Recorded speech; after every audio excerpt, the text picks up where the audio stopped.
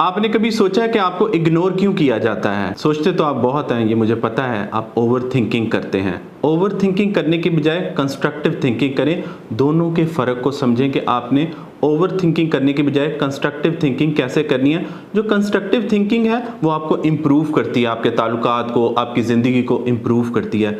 जो आप over thinking करते हैं उससे नुकसान होता है, वो दीमक की तरह आपको चाटती है, अंदर ही अंदर आपको तबाह करती है। तो ओवर थिंकिंग करने के बजाय कंस्ट्रक्टिव थिंकिंग करें। 5 बड़ी वजूहात हैं जो मैंने आज नोट डाउन की हैं आपके साथ शेयर करने के लिए कि आपको इग्नोर क्यों किया जाता है। सबसे पहली वजह जो आपको इग्नोर किया जाता है उसकी वजह यह है कि आप ताल्लुक में दूसरे शख्स के साथ ओवर डूइंग करते हैं, यानी आप किसी के लिए जितना उसके लिए करना चाहिए उससे ज़्यादा करते हैं। याद रखें, ओवर डूइंग जो है ना, ये क्या होती है इसको समझने की कोशिश करें।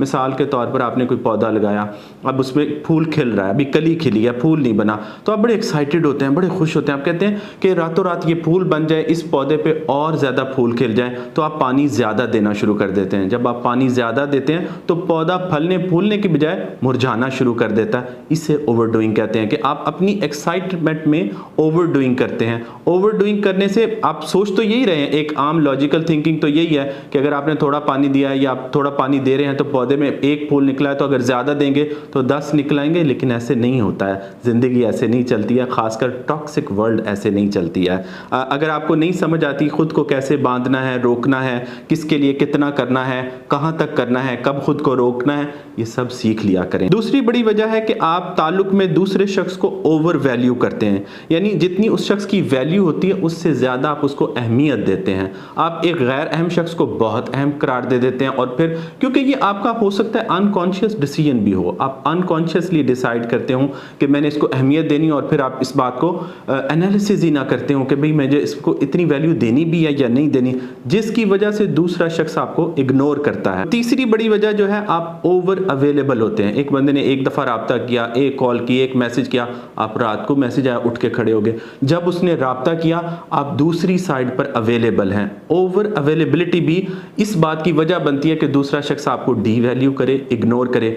बहुत बार ऐसा होता है कि हम खुद ही कंट्रीब्यूट कर रहे होते हैं अपने आप को डी वैल्यू करने के लिए, लेकिन हम सीखने और मानने के लिए तैयार नहीं होते। जैसे मैंने आपको कहा है कि ओवर थिंकिंग छोड़कर कंस्ट्रक्टिव थिंकिंग करें, तो आपको अंदाजा होगा कि मेरे वो कौन से अमाल हैं, कौन से एक्शन हैं जो इस सारी चीज को क्रिएट कर रहे हैं, वहां पर अपने आप को ठीक करें, करेक्ट करें। चौथी बड़ी वजह है कि आप ताल्लुक में दूसरे शख्स के साथ ओवर एक्सप्रेसिव होते हैं, खुलकर बात करते हैं, खुलकर बताते हैं, इजहार करते हैं, मैं तुम्हारे बगैर नहीं रह सकती, मेरा तुम्हारे बगैर गुजारा नहीं है। आप अपने अंदर कुछ रखते ही नहीं हैं। याद रखें, ये चीजें सीखें कि कब किसके साथ कहां पर कितना एक्सप्रेस करना है। ये सारी चीजें आपको आनी चाहिए। रिलेशनशिप एजुकेशन आपके पास होनी चाहिए। अगर नहीं आती तो रिलेशनशिप एजुकेशन सीखें, ये बड़ा जरूरी है। आपको पता हो कहां कैसे किस तरह चलना है। पांचवा जो आखिरी पॉइंट मेरे पास है, वो आप ताल्लुक में दूसरे शख्स पर ओवर ट्रस्ट करते हैं, यानी अपने दिल की बातें उसे बताते हैं, ऐसी बातें भी उसे बताते हैं जो उसे नहीं बतानी चाहिए। अब ऐसे क्या होता है कि जब आप अपनी वो बातें भी जो उसको अभी नहीं बतानी चाहिए आप बता बैठते हैं, तो दूसरा शख्स आप पर हावी हो जाता है, उसका अपर हैंड बन जाता है। जब अपर हैंड बनता है तो दूसरा शख्स आपको इग्नोर करना शुरू कर देता है।